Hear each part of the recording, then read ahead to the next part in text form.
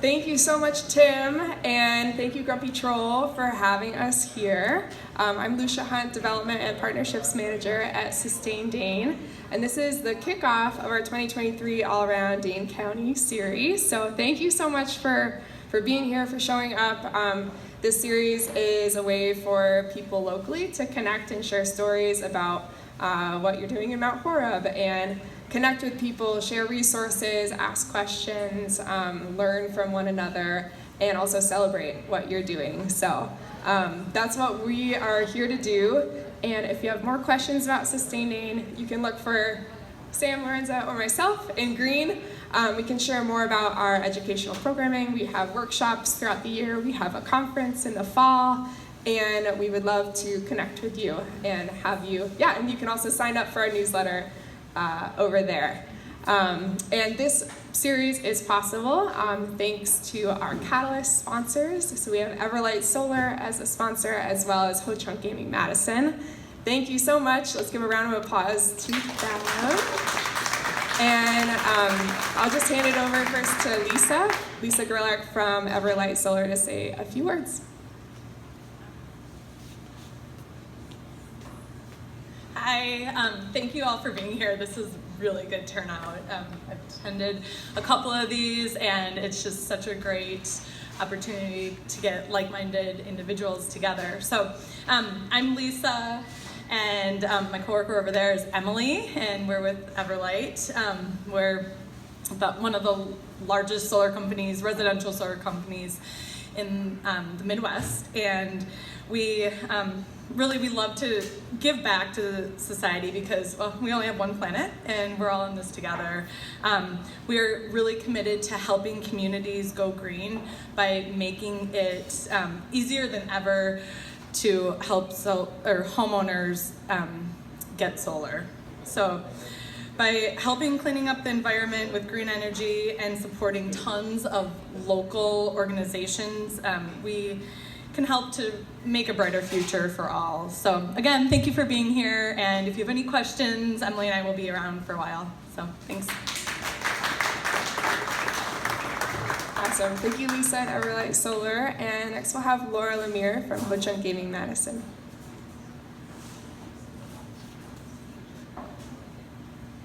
Hi, please excuse me. Speaking in front of a crowd is not my thing, so I'm nervous. I just want to thank Sustain Dane for organizing this event. When I came on to Ho-Chunk Gaming Madison about 4.5 years ago, I was introduced to Sustain Dane immediately, and the relationship with them has been amazing. The resources that I've gotten from them has helped me forward my sustainability initiatives at Ho-Chunk Gaming Madison, because as you can imagine, a casino is a pretty heavy power consumer, so I'm doing what I can there with my passion for sustainability to reduce our environmental impact. And a lot of the resources I've gotten and knowledge I've gotten from Sustain Dane has been very, very helpful for that. So we're just grateful for the partnership that we've had with them all these years, and I look forward to continuing that. Thank you for being here. All right. Thank you, Laura and Ho-Chunk Gaming Madison. And now I'll turn it over to Carrie with the Mount Horeb Sustainability Committee, and she knows all of the wonderful folks who will be sharing more tonight about what you all are doing locally. Carrie. Hi. Wow, you guys, this is a fantastic turnout. Thank you so much for coming. How's that? Good? Thank you. Thank you. There's my little mic assistant, Trisha. Thank you so much, Trisha. Get in there. Okay. I know these people well, so it's all good. What I'd like to do is let you know that y'all have 3 minutes, and I've got a little timer. I got a brand new phone that I'm learning how to use, so I may play with it on the timing tonight. The first one that I want to have speak, I'd just like to introduce Kathy Kuntz, who's the director of the Dane County Office of Energy and Climate Change. So if you want to talk to Kathy in terms of resources, Kathy is your person, and all of these folks will be available. We'll be staying around afterwards when the speakers get done. I just want to let y'all know that in December 2022, we started the Mount Horeb Sustainability and Natural Resources Committee in the village. And one thing that we're working on right now is we're drafting a natural landscaping and pollinator habitat ordinance. And if you want to talk about that, just come see me after this, and I'd be happy to talk to you about that. The first person that we're going to have come up is John Reindeers, and he will be representing Glow Solar, working on the Mount Horeb Children's Community School. So come on up. John, there's John.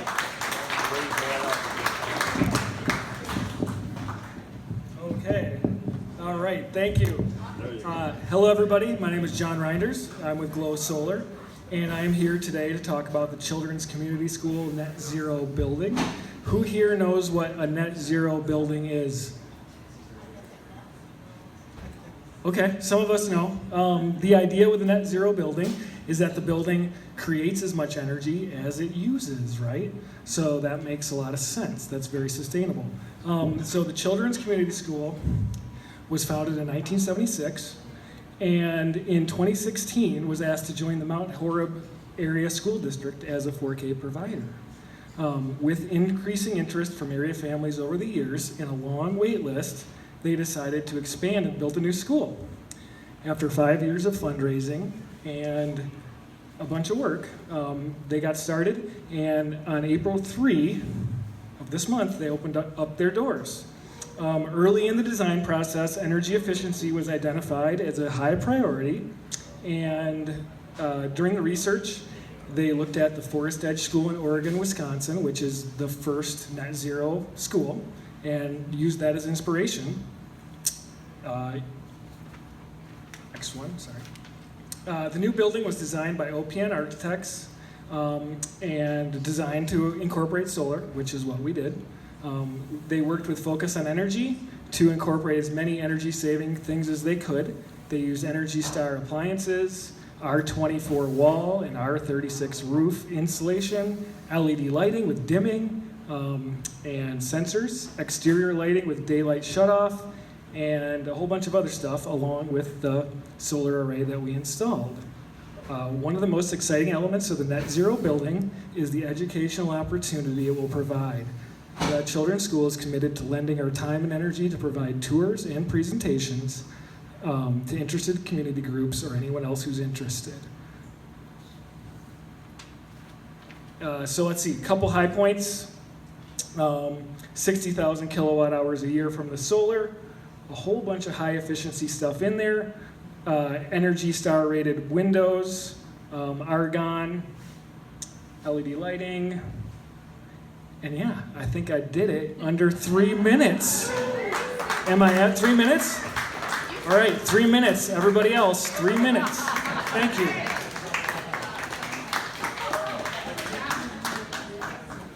So John left you with 25 extra seconds, Jack. So you get 3 minutes, 25 seconds. So ready to go. So the next speaker, thank you. The next speaker is going to be Jack Soltis, and he's going to be talking about land restoration projects on behalf of the Friends of Stewart Park.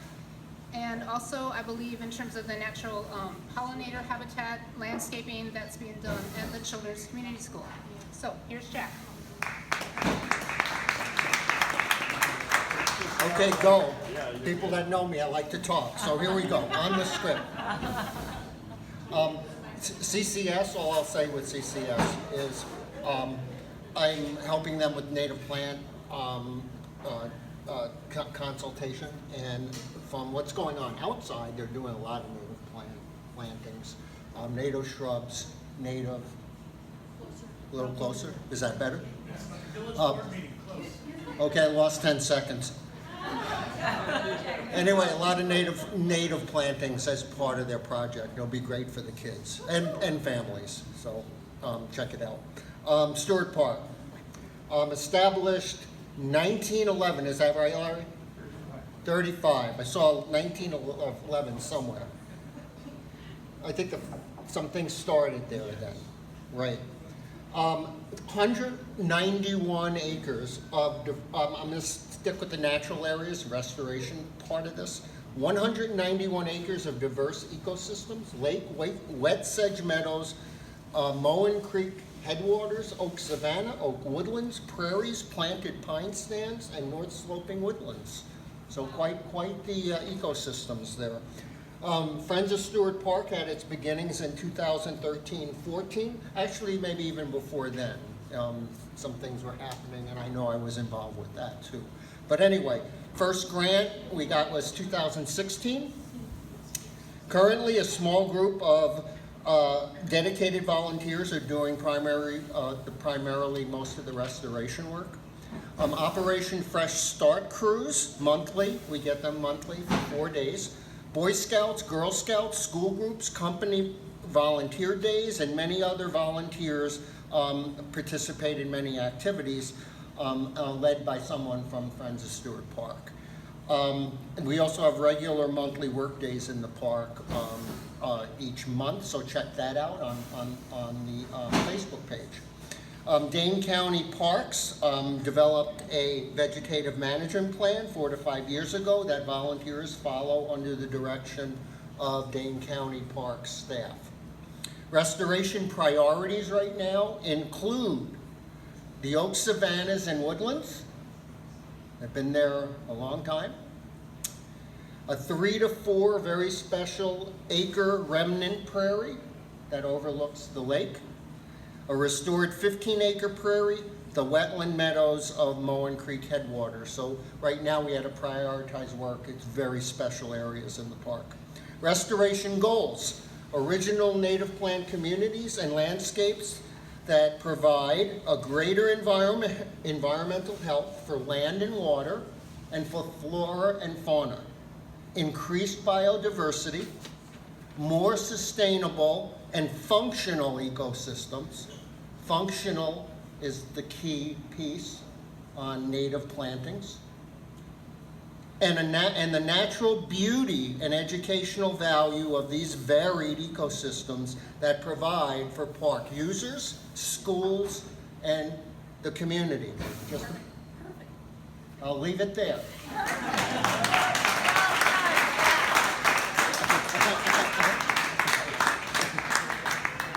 Oh my God, he got it. Perfect. So when you guys are speaking, and I was just reminded of this, you gotta like lean into the mic so everyone can hear you. Another person that I want to point out in the crowd is our local Dane County conservationist, Marie Rabon, sitting right over there. Just kind of wave. So all of these folks are going to be, after the speaker portion is over, we're all going to be around. So if you have any questions, feel free to come up to us, and we'll have more time to answer your questions after that. Our next speakers are going to be Katie Demetz and Jules Reynolds, and they're going to be talking about food systems planning projects. So come on up. Got my timer right here. We'll have to get closer. Okay, all right. Can everyone hear me? Yes. All right. Hi, everyone. I'm Katie Demetz. I'm currently a PhD student at UW-Madison in urban and regional planning, studying community and regional food systems. And I also am a proud resident of Springdale, and so happy to be working on some projects that are close to home and close to my heart. Hi all, I'm Jules. I'm also a PhD student at UW-Madison. I also work with Marie on the BRICS project. And for the last year, Katie and I have been involved in a food systems planning project for the Mount Horeb area. So by food systems planning, we mean thinking long-term about the future of our food and agricultural systems and having structured conversations today and bridging resources today to build the future that we want to see. So Katie and I got a grant last spring to help fund this project. And over the past year, we've been involved in conversations and a really community-driven grassroots project to think about what food systems planning needs to look like in this area. And that culminated in a workshop last month where we invited farmers, food business owners, nonprofit leaders, and other leaders in the food system to structure this conversation for the Mount Horeb area.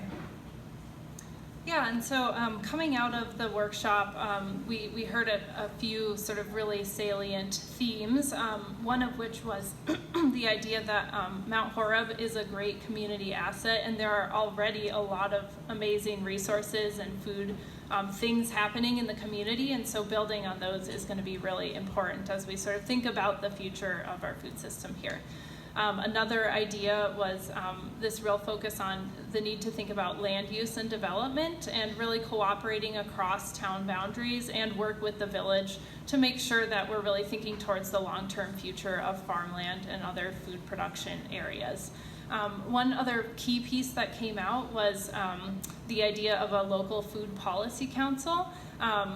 The idea there is you would sort of assemble a committee of food system leaders to start really having some dialogues with the broader community in the village about sort of what we want the future of our food system to look like in a more sustained way than the sort of one-off workshop that we did.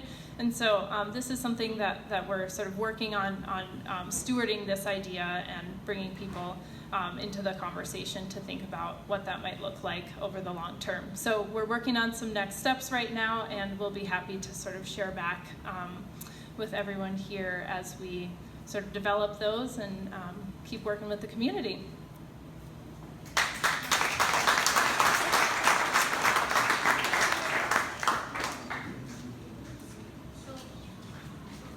I realized that we didn't provide you guys with any scratch paper to take notes on, but I think everyone has phones, so you can connect and get phone numbers and all that jazz on your phones. I just got a phone, so I'm learning what phones can do. Marie is very happy that I now have a phone. Now she can get a hold of me. The next person that we're going to have talk to us is Lynn Messenger, and Lynn is president of the Mount Horeb Community Gardens. Come on up, Lynn.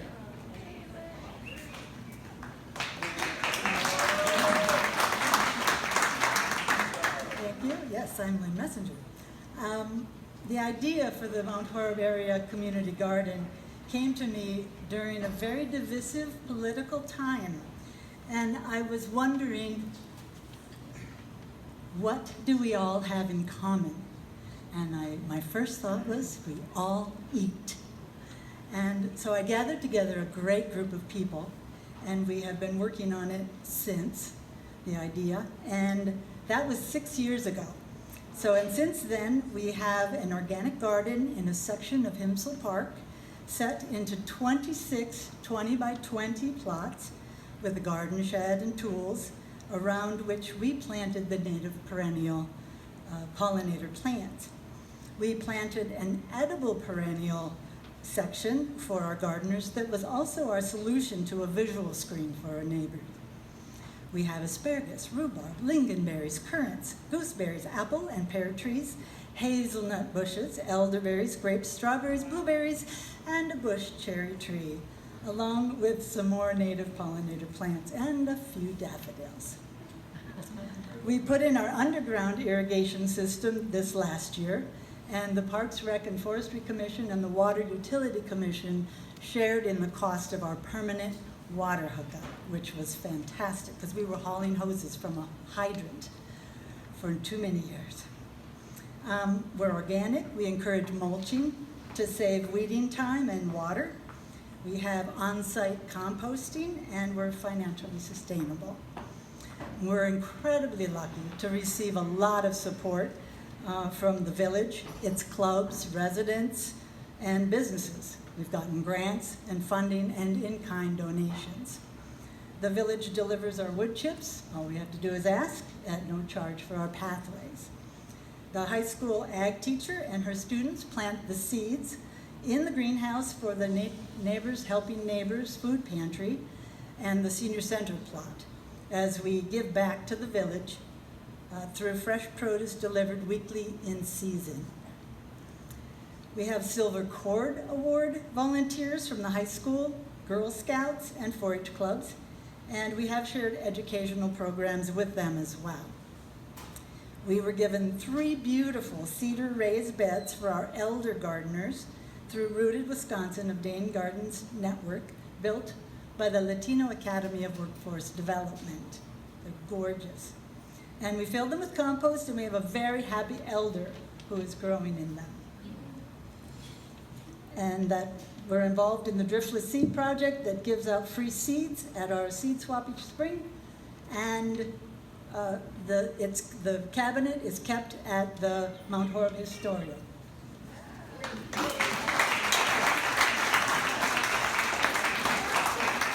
Thank you so much. I mean, like that to me is the example of a community project, right? I mean, look at how many people and organizations are involved. It's just fantastic. So the next community organization that we're going to highlight is the Mound View Garden Club, and they just have incredible success because the village board just very recently, a few weeks ago, unanimously passed a No Mow May ordinance for the village, and so that's like a huge thing that we have now for the village. So come on up, Mound View Garden Club, Carolyn White. Thanks, Jenny. Okay, I'm Carolyn, and representing Mountain View Garden Club right here in Mount Horeb. I'd like to say a few things about our group and give you the buzz about one of our major sustainability initiatives, No Mow May. We have a 68-year history of service which focuses not only on beautification but civic improvement and sustainability efforts. We have many committees and projects going on with the club, but I'll just mention a few. The one that I find really interesting, Save a Tree, Plant a Tree Fund was established in 2008 in conjunction with Miller's Supermarket. It involves an incentive for shoppers with reusable bags. So in exchange for your bag, you get 10 cents donated to the Save a Tree, Plant a Tree Fund, which is often a lot of the money is given to the village to replace damaged or diseased trees. Initially, it was to add more trees to the village parks. But in recent years, we've gone on to fund a native shrub demonstration area in Stewart Park and a native plant pollinator garden in a village park, actually the community garden. The late Olive Thompson was a longtime club member, and she initiated the program. She was the last living colleague of Aldo Leopold at the time and a creator of the Shirk-Thompson Prairie. So the No Mow May initiative, brand new, through one of our free monthly educational programs that we have with the club, we learned how another nonprofit successfully instituted No Mow May in their city. So fast forward to now, Mount Horeb Village Board unanimously supported our proposal. We forged a funding partnership with Duluth Trading Company for signs and flyers. These signs are available tonight. They're over on the other side there. If you want to participate in No Mow May, you can sign up and get a sign tonight. So visit Barb, she's right here after the talks. But first, a little bit about the evidence-based science of No Mow May. When lawns are mowed in May, early season pollinators have difficulty finding nectar and pollen from flowers that grow in the grass, the earliest flowers. So dandelions, violets, and clover bloom better and longer in unmowed grass. Second, places and plants for pollinators have been dramatically depleted by human activities. This loss of habitat correlates with decline in biodiversity. Half of our native bee species are in decline. And last, pollinators are a necessity in our world as 1/3 of human food is sourced from plants which require them.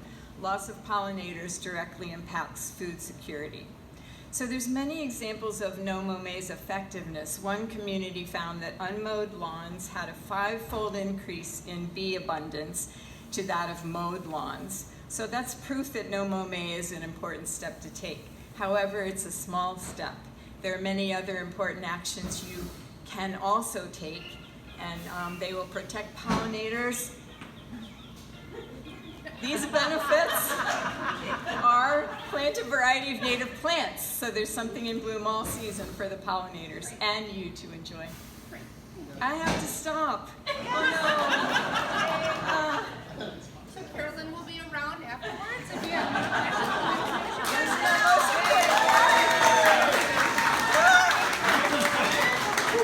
No Mow May, right? We'll have like a parade, No Mow May. So the other people that I want to thank, of course, are the Grumpy Trolls. So thank you, Grumpy Troll, for hosting us and for all the fantastic food. Thank you, Grumpy Troll. And I'd just like to point out that Grumpy Troll has solar panels on their roof, so they are also part of the sustainability movement in Mount Horeb. We're almost done with the speakers program. The next person I want to bring up is Tim Santori. He is going to be speaking about residential geothermal. So come on up, Tim.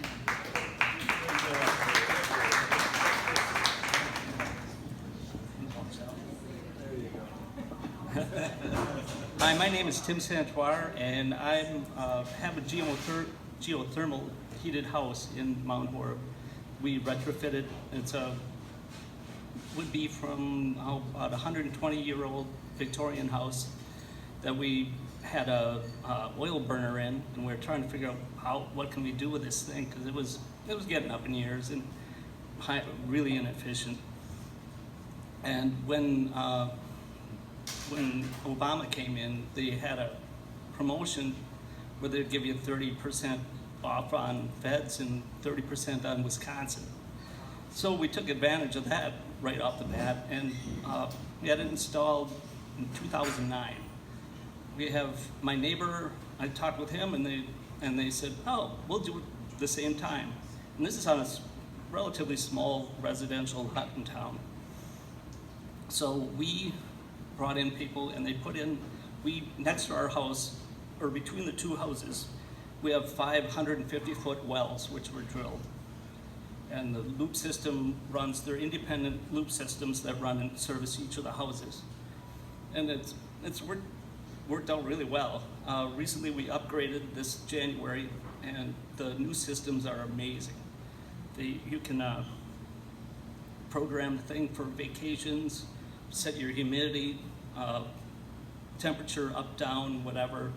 One of the things with geothermal that we learned really fast is you don't do like you do with gas, where you're going to have 73 in that during the day and 60 something at night. So we keep it generally at about, it keeps everything at a very even temperature throughout the day. And the system does heating, cooling, great. I mean, we don't have really any problems with it. People always go, oh, is it going to keep you warm? I'm going to freeze. You have gas or something like that. And we have nothing. We have electricity coming to our house, and that's it.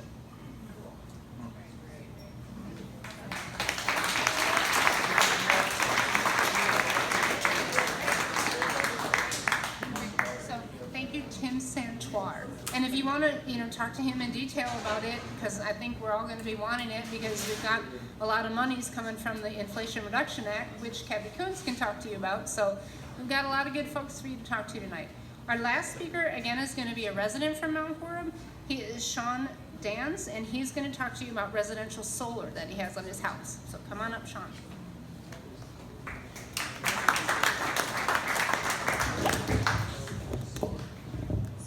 Don't you wish everyone did this right away?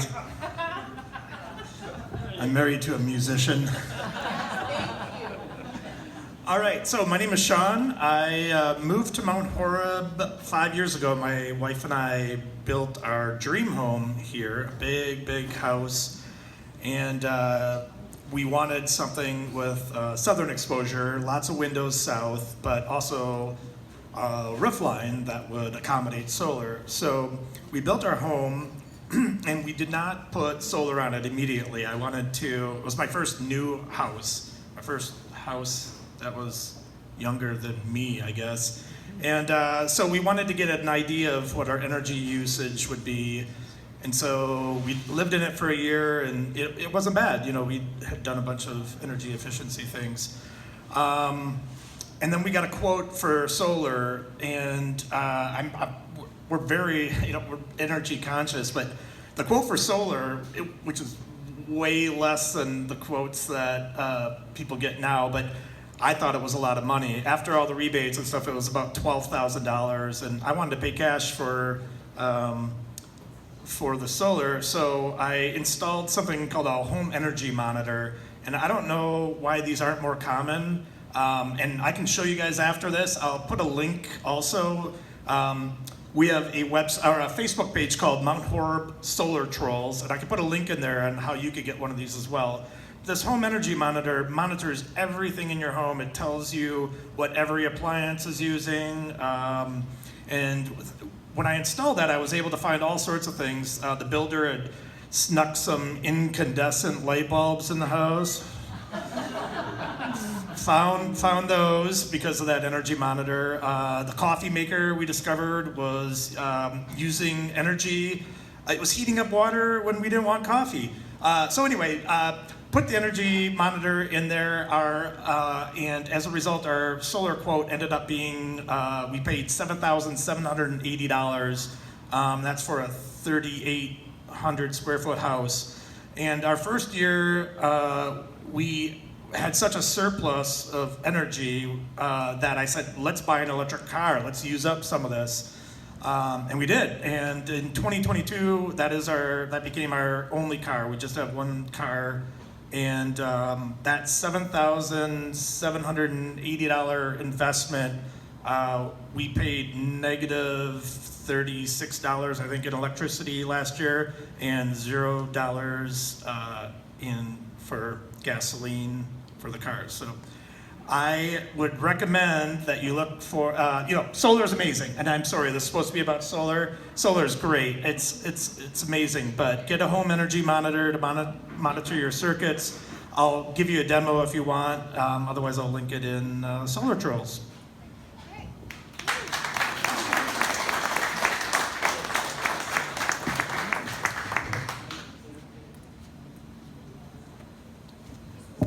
Wow, how about a big hand for all of the sustainability champions here tonight. Well, we are so happy that you all came out, and we're so happy that sustainability is a thing in Mount Horeb, and it's nothing new because we're finding that people have been doing this all along in Mount Horeb, and we're just building on that. So for everybody that does anything, a lot of littles make a whole lot. So let's remember that and mingle and find new areas that you can access and make a difference. So thank you so much. Pizza, friends, and beer. Solar powered beer. How about that, huh? Thank you.